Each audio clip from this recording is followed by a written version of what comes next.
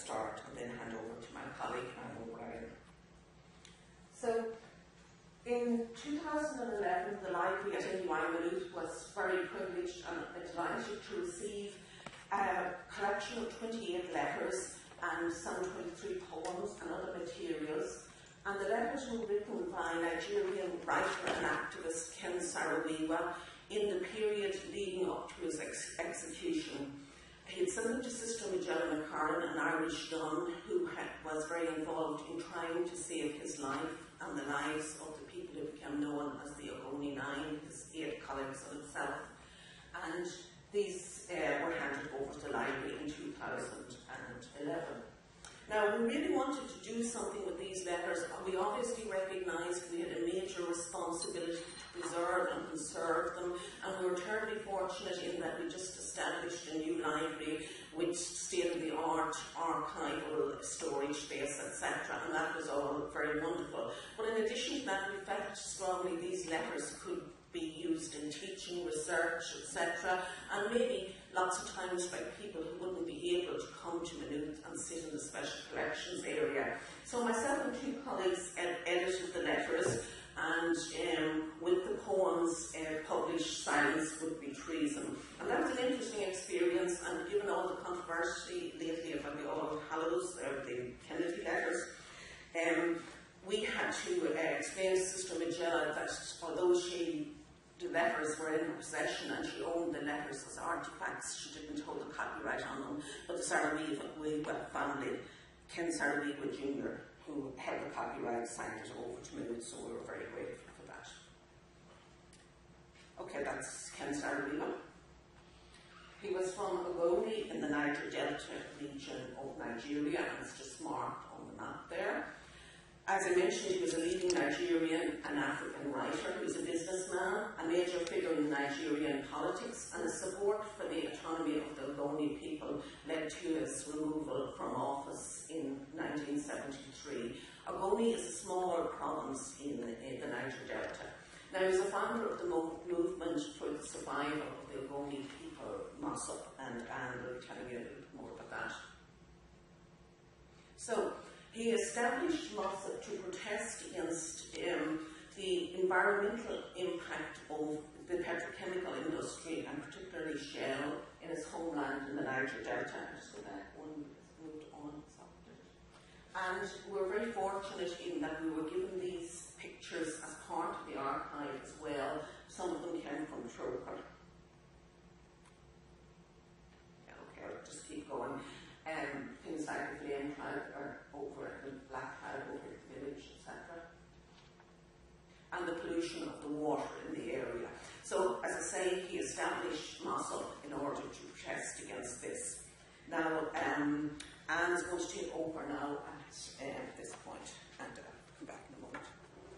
So, as Helen had said, Ken was always a controversial figure, and he had objected to even to the Biafran war and had fled his home, so he had a kind of track record as a political activist. It's moving itself on automatically. I don't forget to have to go back to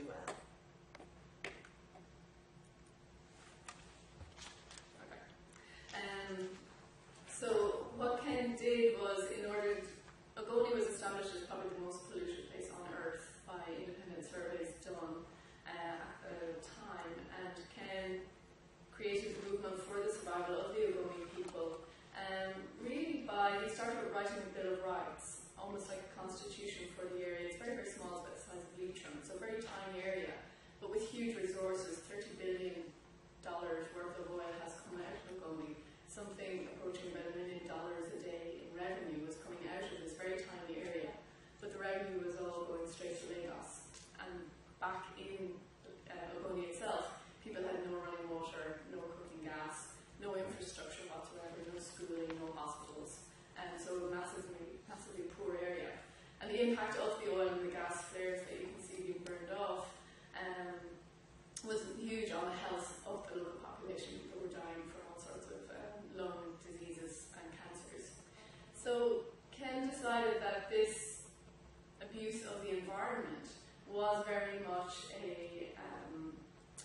an issue that he was willing to campaign for, and he started a movement for the survival of the Ogoni people, essentially by nearly vandalising amongst them. Ogoni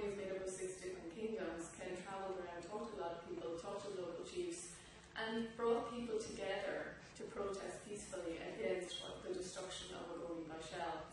The first big event that the movement hosted was Ogoni Day, which occurred on the 4th of January in 1993. It was a peaceful protest when 300,000 people came out to protest in the streets about the destruction of their environment.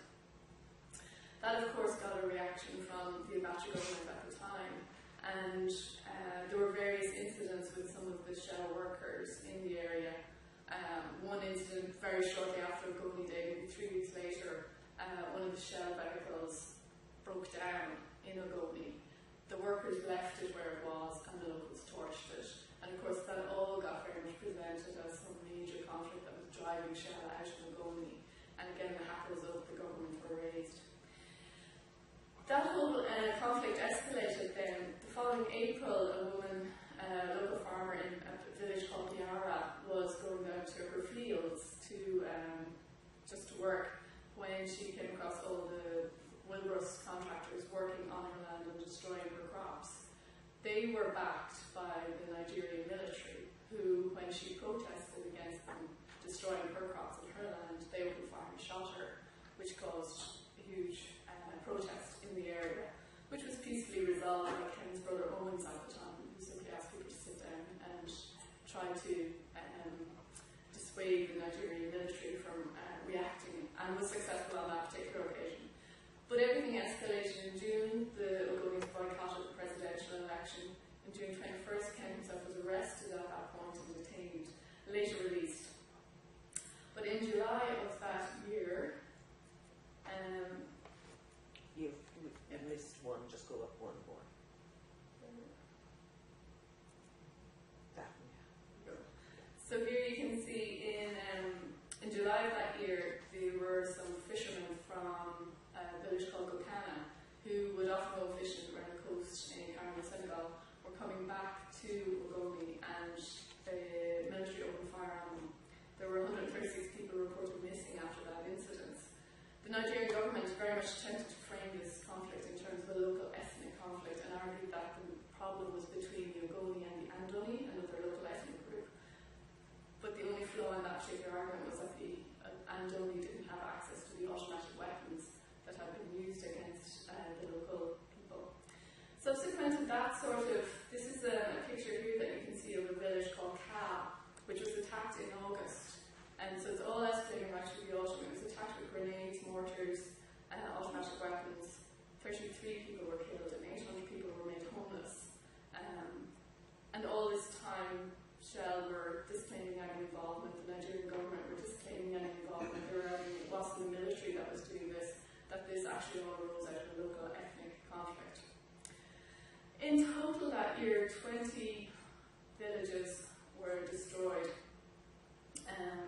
750 people died and 30,000 people were made homeless. And by the following May, Ken was arrested. So over the course of that whole year, that conflict all escalated. And in May of '93, Ken was arrested and he was hanged the following November, along with 9 others, on November 10th, 1995, despite protestations from the Commonwealth and world leaders. So what Helen and myself did was, the library had received these letters and we wanted to come up with kind of a creative or interesting way of making this story accessible to people. And the Audio Archive takes us beyond the written words of the era. Keep going down. Okay, so the Audio Archive, we had worked with Majella, and I think Majella had always had an ambition to write this story of her relationship with Ken and their activism, and the story of his detention when they corresponded with each other, and his subsequent death, and everything that she did here in Ireland in order to try and prevent that. But I think because she was getting on a bit, and she had decided that this wasn't the story she was going to write. So we felt that an audio archive was an interesting way of being able to recount the story, and to hear it from multiple voices, and yet to make it accessible for students, for researchers, for experts in the area.